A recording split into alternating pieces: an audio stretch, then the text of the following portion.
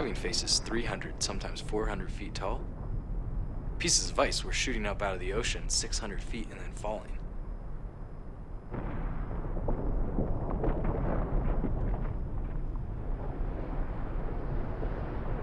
The only way that you can really try to put it into scale with human reference is if you imagine Manhattan. And all of a sudden, all of those buildings just start to rumble and quake and peel off and just fall over and roll around. This whole massive city just breaking apart in front of your eyes.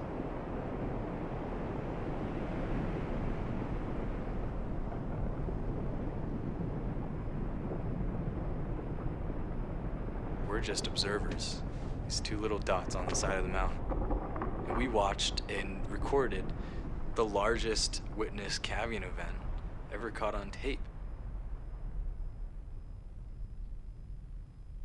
So how big was this calving event that we just looked at? We'll resort to some illustrations again to give you a sense of scale. It's as if the entire lower tip of Manhattan broke off, except that the thickness, the height of it, is equivalent to buildings that are 2.5 or 3 times higher than they are.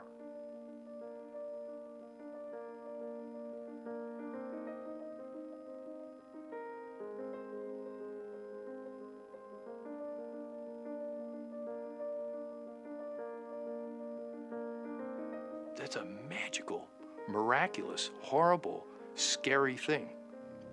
I don't know that anybody's really seen the miracle and horror of that. It took 100 years for it to retreat 8 miles from 1900 to 2000. From 2000 to 2010, it retreated 9 miles. So in 10 years, it retreated more than it had in the previous 100. It's real. The changes are happening. They're very visible. They're photographable. They're measurable. There's no significant scientific dispute about that. And the great irony and tragedy of our time is that a lot of the general public thinks that science is still arguing about that. Science is not arguing about that. 정말 심각한 영상이죠. 방금 본 영상은 넷플릭스의 빙하를 따라서라는 다큐의 일부분입니다. 세계적인 사진작가 제임스 벨로그가 2012년에 저속 촬영 카메라로 빙하가 녹고 있는 모습을 담아낸 거예요. 맨하튼 남쪽에 크기만한 빙하가 1년도 아니고 1개월도 아니고 하루도 아니고 단지 75분 만에 저렇게 처참하게 부서진 것입니다. 이렇게 빙하가 녹고 있는 이유에 대해서 대다수의 기상학자들과 또 많은 과학자들은 기후변화가 원인이라고 주장하고 있습니다. 영상에서 보듯이 더 이상 과학자들은 기후가 변한다는 것에 논쟁하지 않습니다. 하지만 우리들은 기후변화에 대해서 별로 체감하지 못합니다. 왜냐하면 우리가 매일 경험하는 것은 기후가 아니라 날씨이기 때문이죠. 여러분, 기후변화 하는데 도대체 기후가 뭘까요? 30년간 대기과학자로 일했던 전 국립기상과학원 원장 조천호 박사는 날씨는 기분이고 기후는 성품이라고 정의합니다. 우리의 기분은 상황과 그런 어떤 때에 따라서 시시각각 변하지만 우리의 성품이 그렇게 변하면 큰일 나죠. 마찬가지로 날씨는 시시각각 변해도 기후가 그렇게 변하면 큰일이 납니다. 사전적 정의로 기후란 30년 동안의 날씨의 평균 값이며 여태껏 기후가 안정되었기에 인류가 문명을 이룰 수가 있었습니다. 그런데 지금 과학자들이 걱정하는 것은 지구의 평균 기온이 약 1도 정도 올랐기 때문이죠. 그래프를 하나 보여주시겠어요? 보시는 것처럼 지구는 약 2만 년 전 빙하기부터 따뜻해지면서 평균 기온이 약 4도 정도 올랐습니다. 이것이 자연적으로 지구의 기온이 상승하는 속도이죠. 근데 지금 불과 100에서 150년 동안에 1도가 더 올랐고 2050년 정도가 되면 1도 정도 더 오르리라고 예측하고 있습니다. 지구 온도가 1도 오르는 게 뭐 그리 대수냐 생각하실 분들이 많이 계실 것 같습니다. 뭐 30도나 31도나 더운 건 매한가지지. 그래서 20년 전만 해도 보수 정치인들과 언론은 기후변화가 허풍이라고 주장했습니다. 실제로 미국의 트럼프 대통령은 2016년 UN 파리 기후변화 협약 찰퇴를 대선 공약으로 내세우면서 기후변화는 날조된 것이다. 미국의 산업을 방해하는 중국의 사기국이다. 라면서 비웃었죠. 그리고 선거운동하던 그 추운 겨울에 기후변화 어디 있어요? 기후변화 지금 필요해요. 라면서 냉수했습니다. 그런데 실제로 트럼프 대통령이 당선되자 미국은 작년 11월 파리 협정을 탈퇴하였습니다. 참 안타까운 일이죠. 전 세계에서 가장 앞장서야 할 그 나라가, 또 많은 각국들을 깨워야 할 그 나라가 기후변화에 대해서 뒤로 처져 있으니 말입니다. 저희들이 곧 살펴보겠지만 기후가 1도 높아짐으로 인해서 엄청난 일들이 벌어집니다. 그런데 이 기후변화의 원인은 도대체 무엇일까요? 그리고 이 기후변화에 대해서 우리는 어떻게 대처해야 할까요? 우리 함께 요나서를 통해서 하나님께서 주시는 음성을 들어보도록 하겠습니다.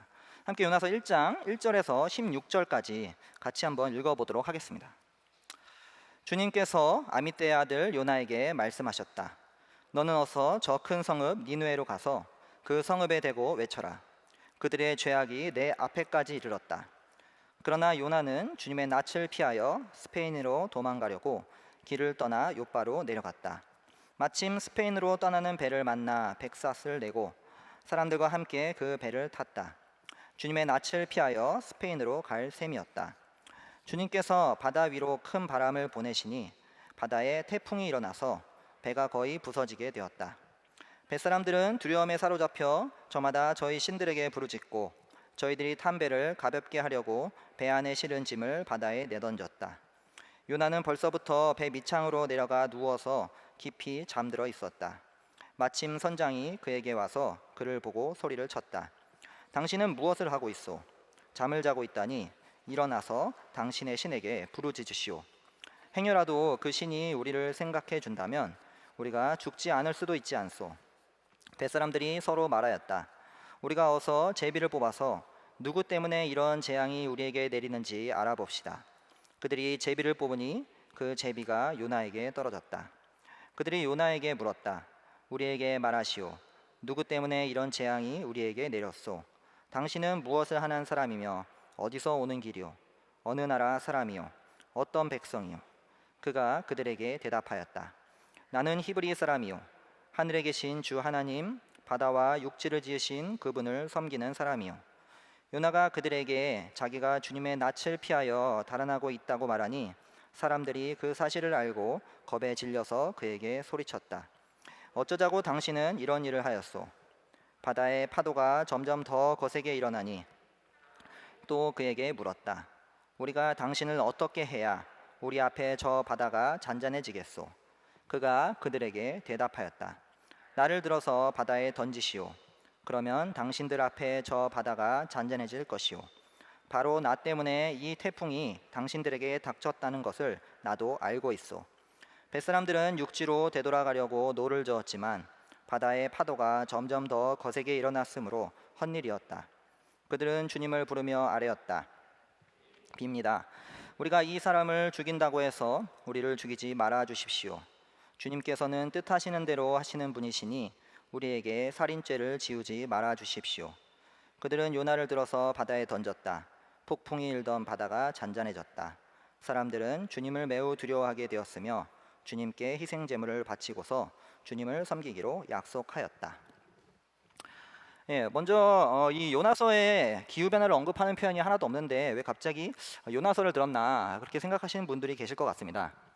요나서는 우리가 잘 알듯이 하나님의 니느웨를 향한 심판의 메시지를 전달하지 않으려는 요나에 대한 풍자와 또 요나의 선민의식과 하나님의 자비하심에 대한 대조 이야기입니다.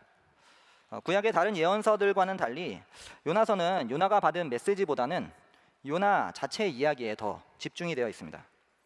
여러분이 기억하시는 대부분의 예언서들을 생각해 보십시오. 대부분 다 선지자들이 받은 그 메시지를 전달하는 데 집중되어 있죠. 근데 이 요나서는 그 메시지 내용에 대한 언급은 거의 하지 않습니다. 오히려 요나의 책임을 회피하는 행동과 또 억지스러운 순종을 풍자적으로 그리고 있죠. 따라서 비록 요나서가 이 기후변화에 대해서는 직접적으로 언급하는 내용은 없지만 우리는 이 요나서의 신학적 원리를 오늘날 우리의 상황에 적용할 수 있습니다. 특히 이 기후변화에 대한 그리스도인들의 회피와 또 안일한 대처에 대해서 충분히 하나님의 통탄하시는 메시지를 들을 수가 있죠. 이런 관점에서 한번 요나서를 같이 보시기 바랍니다. 2절을 보시면 하나님께서 요나를 택하십니다. 니느웨로 가서 회개를 외치라고 부르신 것이죠. 니느웨는 매우 큰 성읍이었고 악이 가득했습니다. 하나님께서는 그런 니느웨가 돌이키기 원하셨던 것이죠. 근데 2절을 잘 보면 하나님은 니느웨의 죄악이 하나님 앞에까지 이르렀다고 말씀하십니다.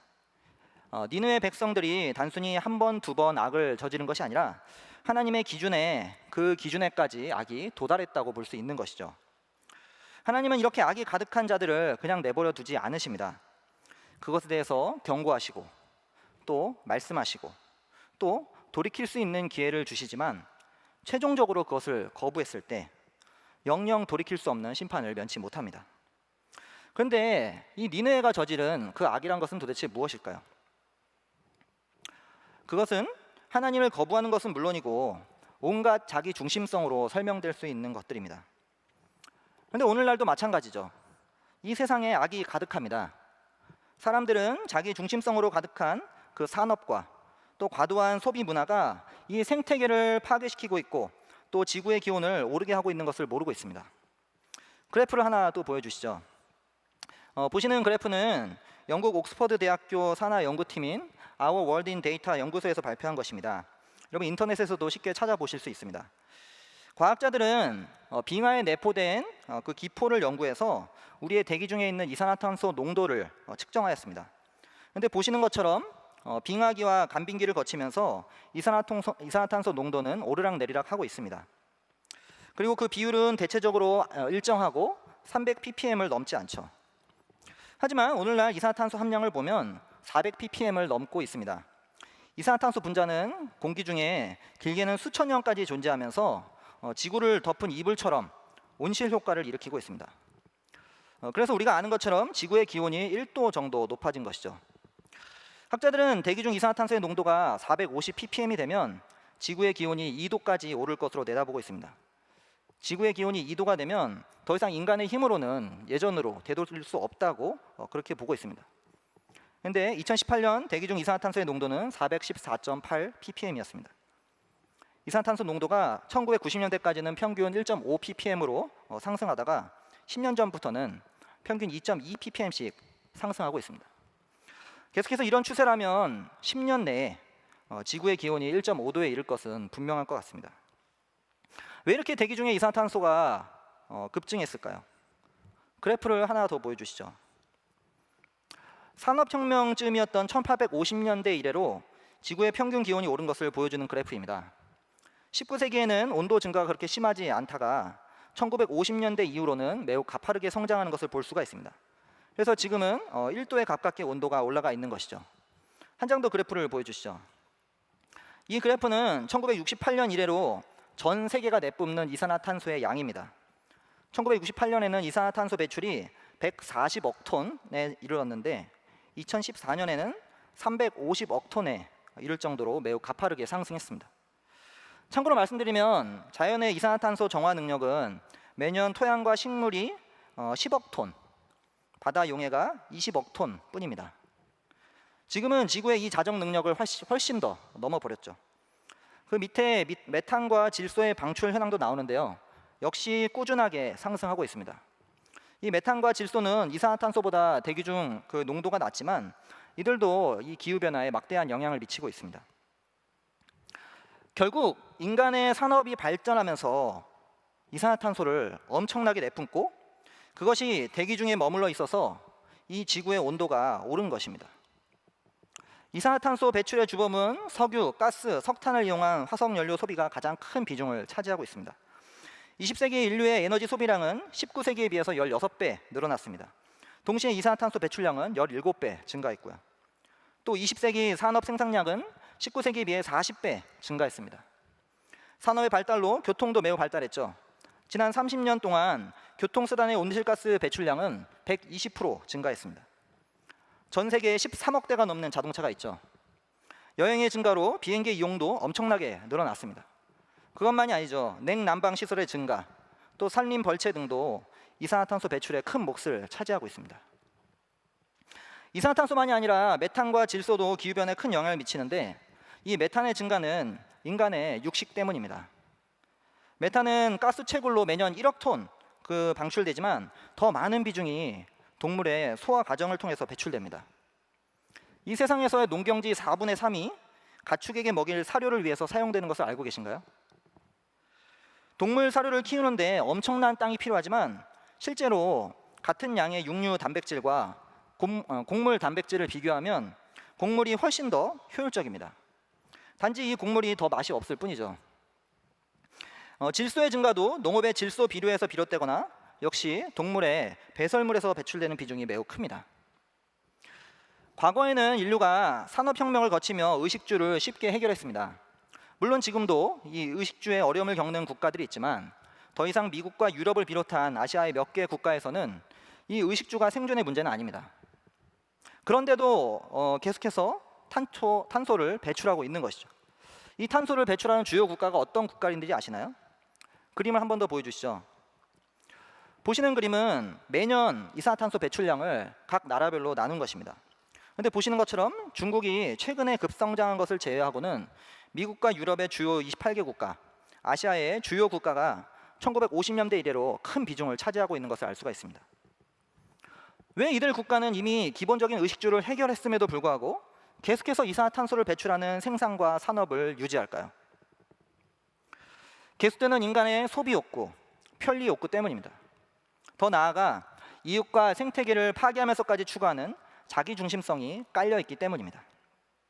물질 만능주의, 소비 지상주의, 이런 관점들이 지속되고 있어서 끝없이 물건을 생산하고 생산 가운데 발생하는 쓰레기와 이산화탄소 배출은 고려하지 않고 생산된 물건들이 지속적으로 소비되어 쓰레기가 쌓이고 결국은 생태계를 파괴하면서까지 인간의 욕심을 만족시키려고 하는 것이죠. 이렇게 세상에 악이 가득할 때 하나님께서는 무엇을 원하실까요? 하나님은 요나가 니느웨에 가기 원하셨습니다. 요나가 세상에 나가서 하나님의 목소리를 외치기 원하셨습니다. 그래서 3절을 보시면 요나는 하나님의 얼굴을 피하여 스페인으로 가려고 합니다. 당시 스페인은 예루살렘에서 가장 먼 땅끝으로 여겨지던 곳이었습니다. 아마도 땅끝에 가면 하나님에게서 숨을 수 있을 것으로 생각한 것 같습니다. 그런데 3절에 사람들과 함께 그 배를 탔다라고 번역했는데 문자적으로 보면 그는 배에 내려간 것입니다. 이 내려갔다는 단어를 욥바에 내려갔다라는 단어와 동일하게 사용하고 있죠. 나중에 5절에서도 배 밑창에 내려갔다 라면서 역시 동일한 단어를 사용하고 있습니다. 급기야는 우리가 다음 주에 살펴보겠지만 2장에서는 요나가 바다 깊은 곳까지도 내려가게 되죠. 이 내려간다는 표현은 부정적인 표현입니다. 요나가 영적으로 하락하고 있음을 보여주는 것이죠. 그것을 알 수 있는 것이 요나는 하나님의 낯을 피하고 있다고 2번이나 거듭해서 말하고 있습니다. 하나님의 선지자가 하나님의 얼굴을 피하고 있다니요. 심지어 1절을 보시면 아미떼의 아들 요나라고 설명하고 있죠. 여기서 아미떼는 진리를 의미하는 에메트라는 단어에서 파생한 단어입니다. 그러므로 요나는 진리의 아들인 셈이죠. 그런데 요나는 어떻게 했나요? 진리를 선포해야 하는 그 일을 회피했습니다. 그것을 거부했습니다. 오늘날도 우리 교회의 모습이 마찬가지입니다. 생태와 관련하여 이 세상에 악이 가득하다고, 기후변화가 시급하다고, 더 이상 그렇게 살면 안 된다고 이렇게 외쳐야 할 그리스도인들이 직무를 유기하고 있습니다. 책임을 회피하고 있는 것이죠. 과연 이 상황은 어떤 결과를 맞이하게 될까요? 하나님께서는 요나가 스페인으로 가는 배를 타고 가자 바다 위로 큰 바람을 던지십니다. 뱃사람들이 배짐을 바다에 던질 때도 동일한 단어를 사용하고 있어요. 그 바람은 태풍을 일으켜 배가 거의 부서질 정도였습니다. 그런데 그 태풍을 던지는, 바람을 던지는 그 주체가 누구인지 보십시오. 바로 주님께서라고 번역한 히브리어로 여호와 하나님이십니다. 하나님께서 태풍을 일으키십니다. 잠잠하던 바다에 태풍을 일으키십니다. 왜 그러실까요? 요나를 돌이키시려는 목적입니다. 하나님께서는 이 자연적인 메커니즘을 이용해서 당신의 백성들을 경고하시고 하나님의 뜻을 이루십니다. 요나의 그 자기 중심성을 다루시는 것이죠. 오늘날도 갈수록 강력한 태풍이 발생하고 있습니다. 태풍은 바다의 열 에너지를 대기로 방출하는 자연적인 엔진입니다. 그런데 갈수록 더 강력한 태풍이 발생하는 이유는 인간의 자기중심성이 빚어낸 기후변화 때문입니다. 강력한 태풍이 어떤 특정인의 죄악에 대한 심판이 아니라 자기중심성으로 살아가는 우리가 이산화탄소를 과도하게 배출하기 때문입니다. 결국 기후변화로 인한 강력한 태풍은 우리들이 계속해서 자기중심적으로 살면서 스스로 먹게 되는 죄의 결과이며 세상을 바로잡으시려는 하나님의 강력한 경고인 셈이죠. 여러분은 강력한 태풍 중에 어떤 태풍이 기억나시나요? 영상을 한번 보여주시죠. And the same year that we had that string of big hurricanes, we also set an all-time record for tornadoes in the United States.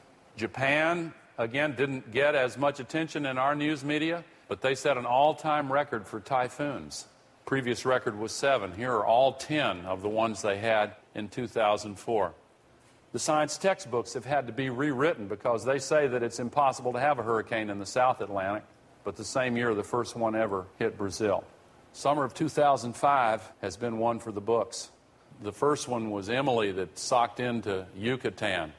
Then Hurricane Dennis came along and it did a lot of damage, including to the oil industry. This is the largest oil platform in the world after Dennis went through. This one was driven into the bridge at Mobile. And then, of course, came Katrina. It's worth remembering that when it hit Florida, it was a Category 1. But it killed a lot of people and caused billions of dollars worth of damage. And then, what happened? Before it hit New Orleans, it went over warmer waters. As the water temperature increases, the wind velocity increases, and the moisture content increases. And you'll see Hurricane Katrina form over Florida, and then as it comes into the Gulf over that warm water, it picks up that energy and gets stronger and stronger and stronger. Look at that hurricane's eye. And of course, the consequences were so horrendous. There are no words to describe it. 2005년에 카트리나 이 태풍에 대해서 한 번쯤은 다 들어보셨을 것 같습니다. 이 카트리나는 무려 2,500여 명의 사상자를 발생시켰고 수만 명의 이재민을 발생시켰습니다. 그 피해액도 우리나라 돈으로 240조가 넘죠. 여러분 240조가 어떤 돈인지 상상이 되시나요? 우리나라 2017년 한 해 예산이 370조라고 합니다. 한 나라의 거의 예산과 맞먹는 돈이죠. 왜 이런 강력한 태풍이 발생할까요? 기후변화 때문입니다. 영상에서 보신 것처럼 바다가 더워져서 더운 수증기가 더 많이 유입되면서 또 바람의 세기가 더 세져서 이런 태풍들이 나타나는 것이죠. 그런데 하나님의 경고가 이런 태풍만 있을까요? 사실 기후변화로 인한 증거들은 굉장히 많습니다. 간략하게 제가 좀 말씀을 드리고 싶습니다. 먼저 우리가 서론에서 봤던 그 빙하가 녹으면 해수면이 상승합니다. 해수면의 상승은 섬나라 주민들의 삶에 위협을 가져오고 있습니다. 그린란드 빙하가 다 녹으면 7m, 남극 빙하가 다 녹으면 60에서 70m의 해수면이 상승할 것으로 학자들은 예측하고 있습니다. 우리나라 제주도도 그 영향에서 벗어나지 못하고 있죠.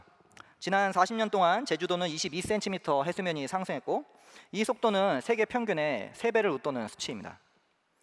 전 세계 인구 절반 이상이 해안가 근처에서 거주하고 있으며 해수면이 50cm만 상승해도 1억 명에 달하는 사람들이 기후 난민이 됩니다.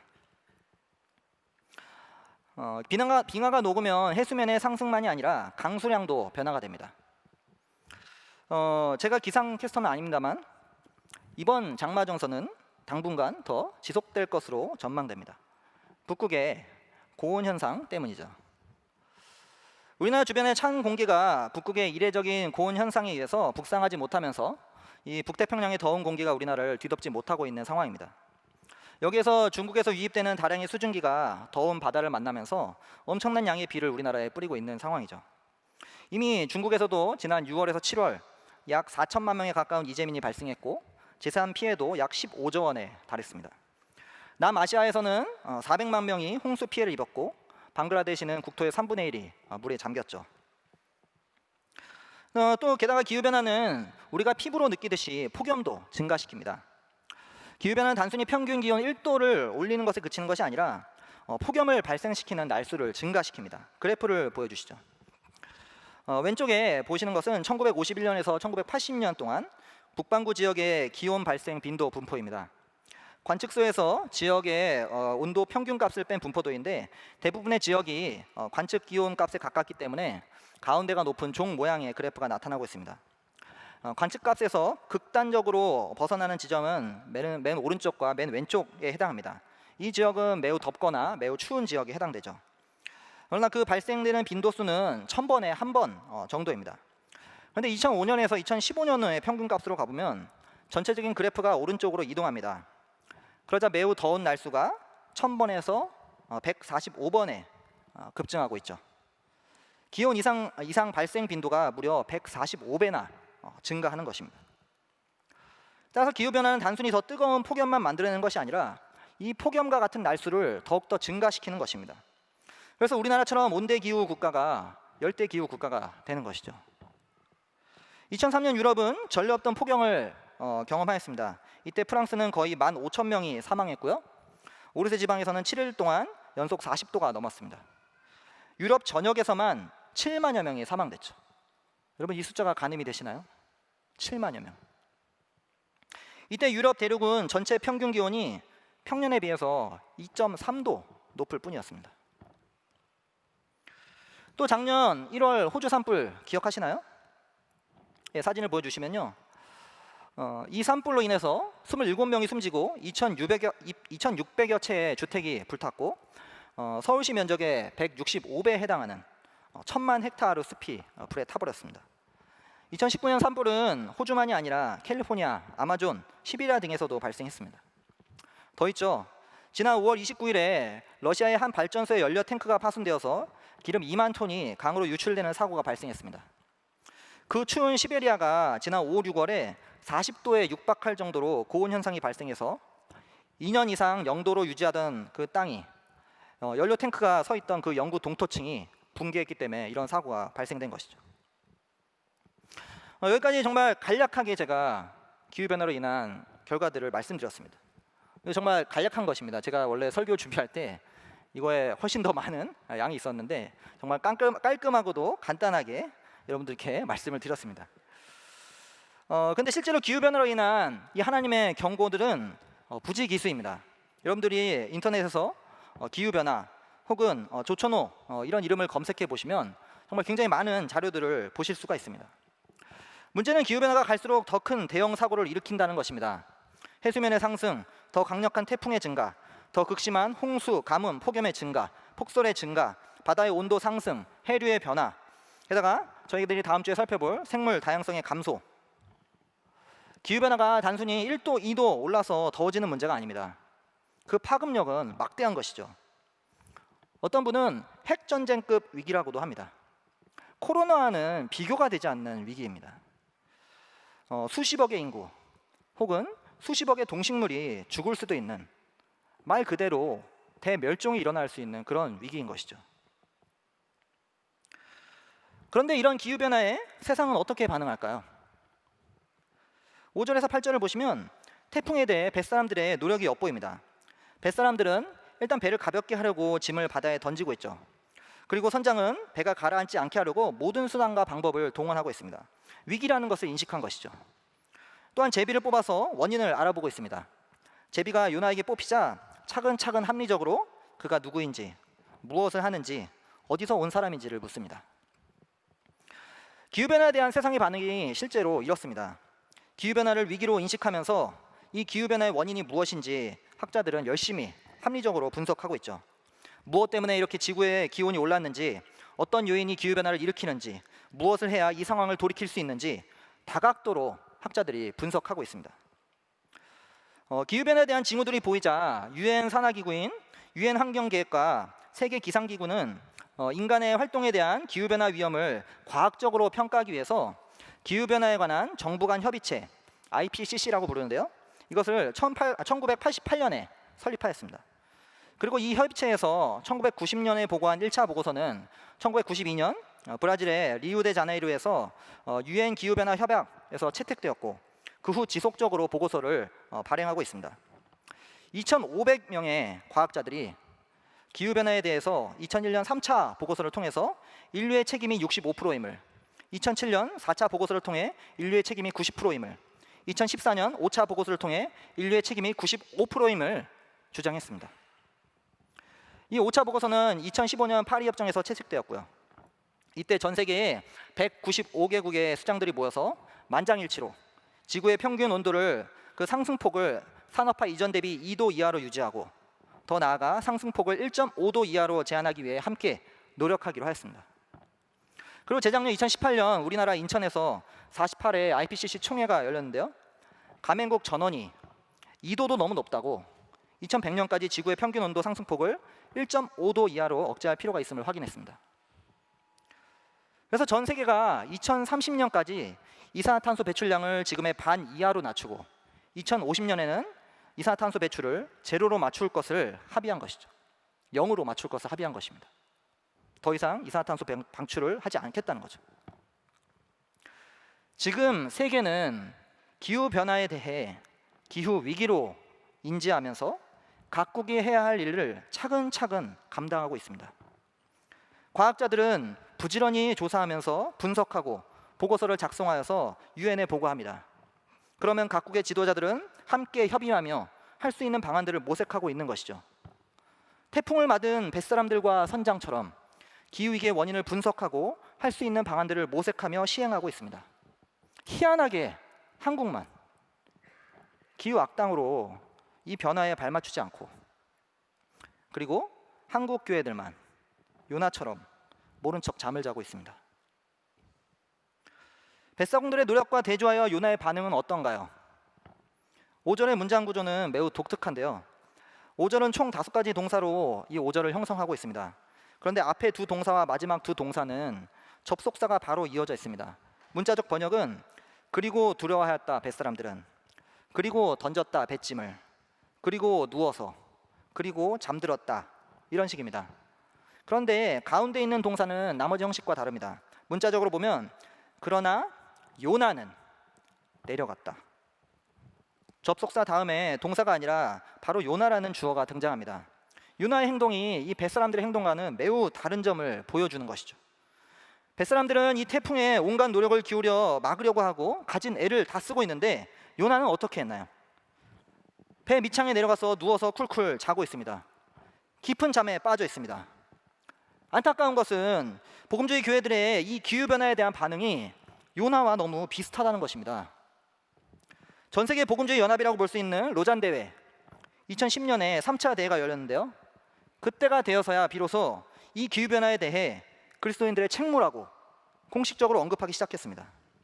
제가 케이프타운 이 서약을 보실 수 있도록 강의 안에 QR코드로 넣었으니까요. 나중에 살펴보시기 바랍니다. 그런데 안타까운 것은 이미 과학자들과 유엔에서 심각하게 다루고 있었던 이 기후변화를 복음주의 교회들은 무려 20년이 지나고 나서야 그리스도인들의 책무로 보기 시작했다는 것입니다. 20년이 지나고 나서야. 이것도 보기 시작했다는 것이지 아직도 잠들어 있는 교회들이 많습니다. 제가 기후변화에 적극적으로 관심을 갖기 시작한 것은 사실 작년 10월부터입니다. 얼마 되지 않았습니다. 작년에 가정교회 식구들과 우리 더불어함께교회에서 행했던 변혁학교를 참여하면서부터죠. 여러분 변혁학교 열릴 때마다 꼭 참여해 보시기 바랍니다. 저처럼 인생이 바뀔 수가 있습니다. 근데 제가 이 기후변화를 접하고 충격을 받아서 혼자 책을 찾아보면서 여러 가지 리서치를 해봤는데 이건 정말 너무나 엄청나게 심각한 이슈라는 것을 알게 됐습니다. 근데 답답한 것은 어떤 복음주의 신학자도, 선교학자도, 목사도 기후변화나 생태에 관해서 글을 쓰거나 목소리를 높이는 것을 거의 본 적이 없다는 것입니다. 최근에 이 코로나 이슈가 터지고 나서야 몇몇 선교학자들이 생태에 관심을 갖기 시작했고, 그래서 올해 처음으로 생태와 관련된 한국어 소논문을 발견할 수 있을 뿐이었습니다. 오늘날 기후변화에 대한 한국 그리스도인들은 그 한국 그리스도의 반응은 요나와 흡사합니다. 기후변화의 심각성을 인지하고 어떻게든 막으려고 하는 그 세상의 노력과는 달리 나는 천국에 가니까, 나는 좋은 공동체 있으니까 괜찮겠지, 난 하나님께서 보호하시지, 에이 모르겠다, 오늘 탄소 좀 더 배출하면 어떠냐, 오늘 60 좀 더 먹는다고 뭔 일 있겠어, 오늘 전기와 물을 좀 더 쓴다고 큰일이 나겠냐, 이러면서 깊은 잠에 빠져 있는 것이죠. 요나와 우리가 다른 게 있을까요? 요나는 9, 10절에 의하면 바다와 육지를 지신 하나님을 섬기는 사람이라고 자기 입으로 고백합니다. 그리고 자기가 지금 무엇을 하고 있는지도 알고 있습니다. 하나님의 얼굴을 피해 달아나고 있는 것이죠. 사랑하는 성도 여러분, 이게 정말 우리가 생각하는 그리스도인들의 모습이어야 할까요? 당연히 아니라고 생각하실 것입니다. 말도 안 된다고 생각하실 것입니다. 그런 기후변화에 대한 마땅한 대처는 무엇일까요? 이 태풍의 원인이 요나인 것을 알았던 벳사람들과 선장은 그럼에도 불구하고 어떻게 해서든지 요나를 살리며 자기들의 노력과 힘으로 배를 육지로 돌려보내려고 했습니다. 자신을 바다에 던지라고 생명을 가볍게 여기던 요나와는 정반대였던 것이죠. 그러나 선원들의 노력은 헛일이 되었습니다. 바다의 파도가 더 거세게 일어났죠. 그러자 그들은 급기야 여호와 하나님께 기도합니다. 여호와 하나님을 믿던 요나는 잠을 잤지만 벳사람들은 기도합니다. 바다에 태풍을 던지신 그 하나님을 벳사람들이 찾고 있는 것이죠. 14절을 보시면 그들의 기도가 잘 나타나 있습니다. 그 기도 내용은 생명의 죽고 살림이 하나님께 있으니 하나님의 뜻을 이루시라는 것입니다. 어디서 많이 본 표현 아닌가요? 예수님의 주기도문이 연상됩니다. 최선의 노력을 다한 뒤 모든 결과를 하나님께 맡기며 하나님의 뜻이 이루어지기를 바라는 그 참다운 신앙인의 자세를 벳사람들이, 선원들이, 이 세상 사람들이 보여주고 있는 것이죠. 정말 세상은 교회와 상관없이 하나님의 뜻을 이루고 있습니다. 기후변화에서 가장 큰 이슈는 에너지를 어떻게 전환할까입니다. 기존에 쓰던 화석 연료는 이산화탄소 배출이 많아서 친환경 에너지로 바꿔야 하는 것이죠. 그런데 세계적으로 석탄 발전의 생산량이 감소하고 있습니다. 2019년 세계 석탄 발전소 전력량은 미국이 2018년에 비해서 16% 감소했고요. 유럽은 2018년 대비 24%의 감소폭을 보였습니다. 가장 많은 이산화탄소를 배출하는 중국이 올해 1분기 작년보다 석탄을 9% 더 썼다고 합니다. 이 변화는 국제에너지기구가 꼽은 전 세계 석탄 수요 감소 3가지 원인 중 하나라고 합니다. 영국도 지난 4월 9일 이후로 석탄으로 만든 전기를 하나도 쓰지 않았다고 합니다. 이것은 약 230년 전 산업혁명이 시작된 이래로 처음 있는 일이라고 합니다. 인도도 전 세계에서 석탄을 2번째로 많이 쓰는 나라였는데 코로나19로 경제가 힘들어지자 더 값싼 태양광 발전에 우선순위를 두기로 했습니다. 사진 한 장 보여주시죠. 덕분에 인도의 공기가 예전보다 달라졌다는 이 사진 매우 유명해졌죠. 아쉽게도 한국은 역주행하고 있습니다. 2020년까지 총 7기가와트 규모의 석탄 발전 용량이 추가될 예정이고 나아가 인도네시아, 베트남, 필리핀 등 해외 석탄 발전소에 공적 자금을 대규모로 투자하고 있습니다. 그런데 미국의 구글, 애플 등 주요 기업들은 자신들이 재생 에너지를 쓰는 것은 물론이고 물품을 공급하는 업체들에게 물품을 재생 에너지로 제조하지 않으면 납품을 받지 않겠다고 선언했습니다. 유럽은 더 나아가서 자국 내 수입품 중에 화석 연료를 사용해서 제조한다면 탄소세를 매기겠다고 엄포를 놓고 있습니다. 이렇게 세계 각국은 기후변화에 발맞추어 본의 아니게 환경을 돌보시는 하나님의 뜻에 걸맞게 바뀌고 있습니다. 기후변화에 최선을 다해 대응하며 환경을 살리고 타인의 생존을 배려하는 모습을 갖추고 있는 것이죠. 그런데 요나의 태도는 어떠한가요? 선원들이 어떻게 해야 바다가 잠잠해질지 요나에게 묻자 12절에서 요나의 태도를 잘 보여주고 있습니다. 쉽게 표현하면 BZR, 배째라 인 것이죠. 내가 원인이니 나를 바다에 던지면 태풍이 멈출 것이야. 요나가 정말로 자신 때문에 태풍이 닥친 것을 알았다면 그는 바다에 빠지는 것이 아니라 니느웨로 가야 했습니다. 그러나 자신을 바다에 던져야 하는 벳사람들의 괴로움은 전혀 생각하지 않고 여전히 자기중심적인 태도에 갇혀 있습니다. 우리가 정말로 기후변화가 인류의 자기중심성 때문에 일어난 것임을 안다면 우리는 요나와 다르게 행동하는 것이 마땅합니다. 우리가 요나의 태도가 합당하지 않는다는 것을 안다면 이 기후변화 가운데 우리의 사명과 부르심을 확인하지 않을 수 없습니다. 기후변화는 시급한 문제입니다. 이제 기후변화를 기후위기로 인식하는 것이 중요합니다. 위기의식을 가져야 하는 것이죠. 느긋하게 요나처럼 계속해서 자기중심적인 주장만 할 것이 아니라 하나님의 뜻을 자신도 모르게 성취하고 있는 이 세상과 힘을 합쳐야 할 때입니다. 드디어 선원들이 요나를 바다에 던지자 바다가 잔잔해집니다. 바로 요나가 말하던 바다와 육지를 만드신 여호와 하나님이 바다를 잠잠케 하신 것이죠. 그러자 벳사람들은 여호와 하나님을 알게 되었고 그 하나님을 두려워 경외하며 예배하게 됩니다. 사실 이 끝에 16절은 없어도 전체 이야기에서 아무런 지장이 없습니다. 그러나 벳사람들의 생명 존중과 기도, 그것에 하나님께서 반응하신 것을 선원들은 기억하면서 하나님을 섬기고 예배하게 된 것을 이 이야기의 결론으로 제시하는 것이죠. 결국 하나님은 지금의 상황을 통해서도 당신의 뜻을 이루고 계십니다. 그리고 또 이루실 것입니다. 그것은 선원들이 하나님께 돌아오는 것이었습니다. 이것을 통해 하나님은 요나 같은 그리스도인들도 하나님의 뜻에 돌이키길 원하시는 것입니다. 부르심의 사명을 다시 확인하고 돌이키기 원하시는 것이죠. 그렇다면 기후위기에 하나님은 우리가 어떻게 돌아오길 원하실까요? 네, 오늘은 제가 짧게 말씀을 드리려고 합니다.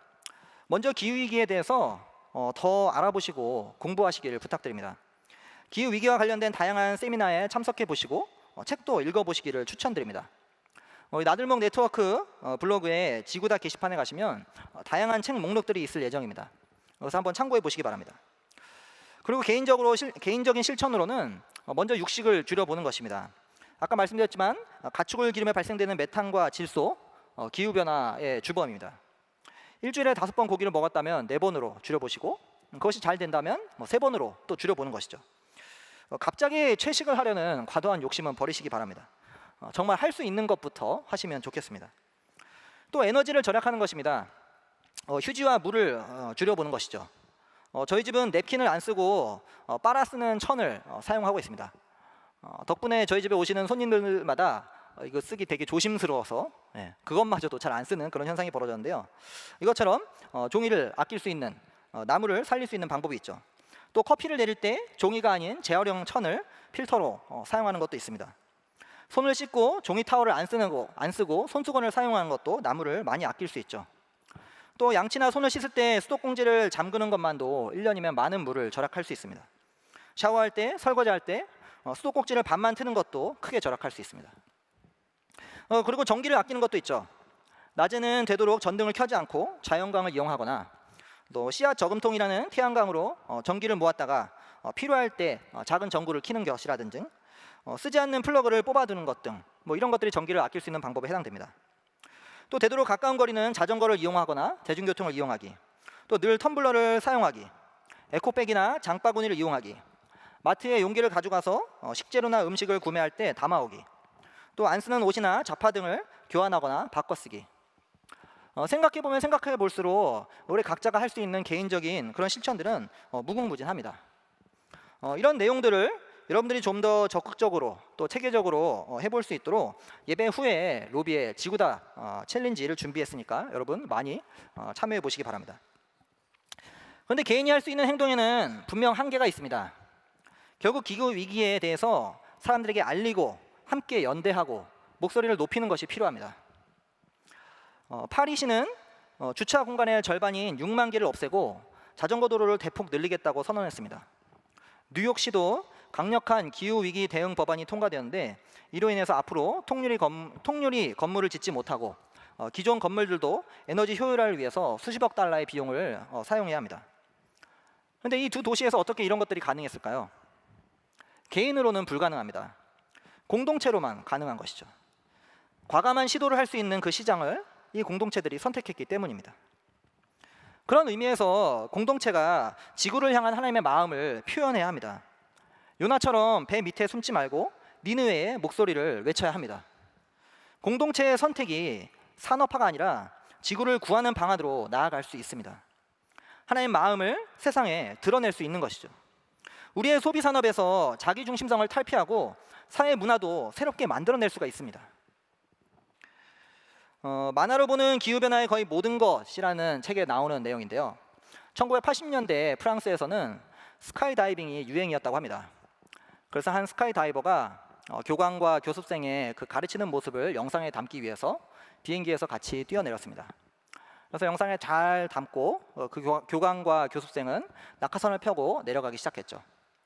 그래서 이 스카이다이버가 자기도 낙하산을 펴려고 등에 손을 댔는데 그때서 이 스카이다이버는 깨달았습니다. 자기의 낙하선이 그 비행기에 있다는 것을요.